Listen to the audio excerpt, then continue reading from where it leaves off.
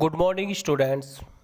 जैसा कि आपका अकाउंटेंसी में लेखांकन एक परिचय चल रहा है, टॉपिक चैप्टर नंबर फर्स्ट पर मैंने इस चैप्टर के जो पीछे की जो मुख्य शब्दावली थी उनके बारे में आपको विस्तार पूर्वक बताया था और आपने उसे ध्यानपूर्वक देखा भी होगा और पढ़ा भी होगा। बेटा आज हमारा चैप्टर जो है हम इसे स्टार्टिंग से शुरू कर रहे हैं क्योंकि वे मुख्य शब्दावली थी, मुझे उनकी ज़रूरत पहले थी तो मैंने पहले बता दी थी।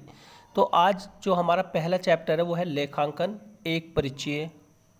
ठीक है बेटा, इस चैप्टर में हमारे पास क्या क्या चीज़ हमें पढ़नी है। लेखांकन का अर्थ, मीनिंग ऑफ अकाउंटिंग। ठीक है बेटा। दूसरा, लेखांकन एक सूचना के स्रोत के रूप में, लेखांकन के उद्देश्य, लेखांकन की भूमिका और लेखांकन के आधारभूत पारिभाषिक शब्द वे हम ऑलरेडी पढ़ चुके हैं। यानी 5 टॉपिकों में पूरा चैप्टर कंप्लीट हो रहा हमारा। तो आज जो हमारा टॉपिक है वो है लेखांकन का अर्थ। देखो ध्यान से देखना बेटा, लेखांकन किसी व्यावसायिक संगठन की आर्थिक घटनाओं को पहचानने, आर्थिक का मतलब होता है जो इकोनॉमी होती है यानी जो रुपए पैसे से रिलेटेड होती है। तो क्या कहा इसने, लेखांकन किसी व्यावसायिक संगठन की आर्थिक घटनाओं को पहचानने और मापने और लिखकर रखने की एक ऐसी प्रक्रिया है। इन्हें 3 चीज बताए, घटनाओं को पहचानने, मापने और लिखकर लिखने की एक ऐसी प्रक्रिया है जिसके माध्यम से सूचनाओं से संबंधित आंकड़े, यानी जिसके माध्यम से सूचनाओं से संबंधित आंकड़े उपयोगकर्ता तक संप्रेषित किए जाते हैं। उपयोगकर्ता जो उसे यूज करता है, संप्रेषित माने भेजना होता है। ठीक है बेटा। तो क्या बताया, लेखांकन किसी व्यावसायिक संगठन की आर्थिक घटनाओं को पहचानने, मापने और लिखकर रखने की एक ऐसी प्रक्रिया है जिसके माध्यम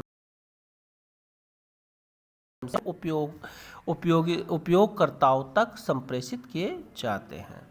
दूसरा, और एक नीचे दे रखी जो मैंने डार्क कर रखी है बेटा, उसे और थोड़ा सा देखो। हमें जितना रिक्वायरमेंट होती है, जितना हमारी क्वेश्चन में पूछा जाता है या जिस चीज़ जो उसमें मेन आंसर होता है उस चीज़ पे हमें मेन फोकस भी रखना चाहिए।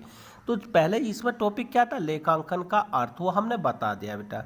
दूसरा इन्होंने जो दे रखा है, American institute of certified public accountancy 1941 के अनुसार लेखांकन का संबंध उन लेन देन एवं घटनाओं से है जो पूर्ण रूप से, आंशिक रूप से वित्तीय प्रकृति की हो। इन्होंने क्या बताया कि लेखांकन का संबंध उस घटनाओं से है जो या तो सारी या आंशिक रूप से वित्तीय प्रवृत्ति की हो। वित्तीय मतलब रुपए पैसे से संबंधित हो। मुद्रा के रूप में प्रभावशाली ढंग से लिखने, वर्गीकृत करने, संक्षेप में व्यक्त करने एवं उन्हें परिणामों की विश्लेषणात्मक व्याख्या करने की एक कला है। ये किसकी, ये हमारी डेफिनेशन जो America institute of certified public accountancy द्वारा दी गई है 1941 में।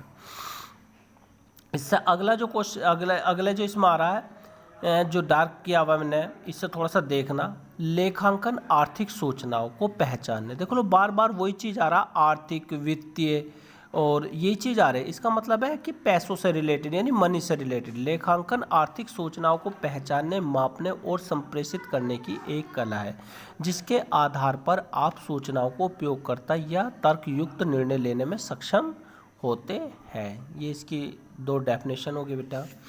अब इसका जो अर्थ तो पूरा हो गया बेटा, आगे देखते हैं हम। इन्होंने क्या करा, लेखांकन प्रक्रिया, देखो ऊपर एक डायग्राम बना रखा है, लेखांकन एक प्रक्रिया। देखो सबसे पहले इसमें क्या आया बेटा, सबसे पहला आर्थिक घटना, यहाँ पे या सीधे राइट एंगल चलते हैं तो हम देखते हैं लेखांकन सूचना का संप्रेषण और आर्थिक घटनाएं, निर्णय, बाद में क्या, निर्णायक और आंतरिक बाह्य उपयोगकर्ता, या इसने बीच के इसके ब्रैकेट में दिखा रखा, लेखांकन निर्णयकर्ताओं को आर्थिक क्रियाओं और उनके निर्णयों के परिणाम से जोड़ता है। नीचे देखते हैं इस डायग्राम के नीचे, उपरोक्त विवरण के आधार पर लेखांकन की प्रकृति को समझने के लिए कि हमें निम्नलिखित बिंदुओं को समझना है। जैसा क्या बताया इसने, आर्थिक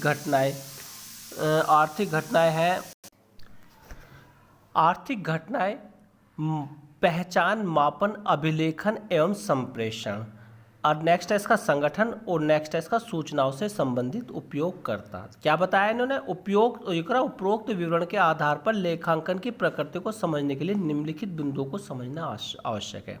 अब जैसे उसमें आ रहा था आर्थिक घटनाएं, पहचानना, मापन, अभिलेखन, संप्रेषण, संगठन, सूचनाओं से संबंधित उपयोगकर्ता। तो क्या था बेटा, इन सब के बारे में अब हम विस्तार पूर्वक आगे पढ़ेंगे।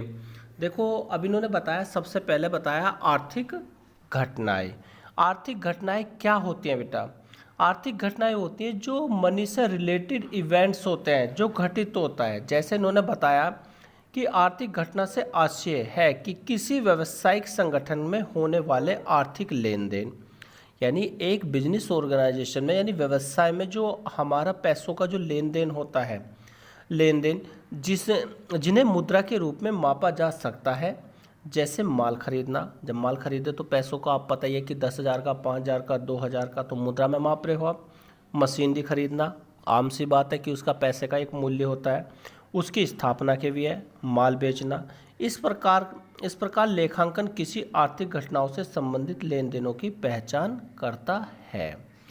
इसमें अब ये जो होती है बेटा, एक होती है बाह्य घटना और एक होती है आंतरिक घटना। जो इसकी आर्थिक घटनाएं होती है, एक बाह्य होती है और एक होती है आंतरिक घटना।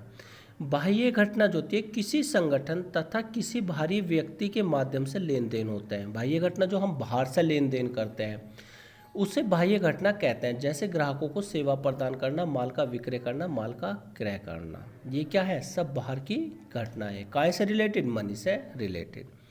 नेक्स्ट है इसमें आंतरिक घटना। आंतरिक घटना होती है किसी संगठन के आंतरिक विभागों के मध्य जो लेन देन हस्तांतरण होता है, यानी अपनी फर्म के अंदर ही जो लेन देन हस्तांतरण होते हैं उन्हें आंतरिक घटना कहते हैं। जैसे कच्चा माल, कल पुर्जे के निर्माण विभाग की पूर्ति और मजदूरी, वेतन आदि का भुगतान। तो बेटा हम कल और इसे आज इसका अर्थ बताया है और इसकी जो थोड़ी सी ये बताया कि इसमें जो यूज़ होने वाले मुख्य शब्द हैं उनमें से एक शब्द बताया हमने आर्थिक घटनाएं। यानी आर्थिक घटनाएं वे घटनाएं होती है जो संगठन में होने वाले आर्थिक लेन देन से संबंधित होती है। अब ये घटना दो प्रकार की होती है, एक बाह्य घटना, एक आंतरिक घटना।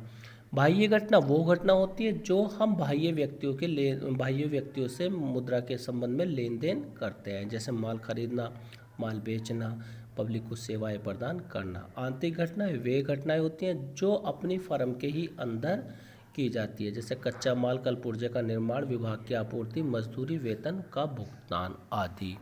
ये वीडियो यहीं समाप्त होती है बेटा और आगे का हम कल पढ़ेंगे।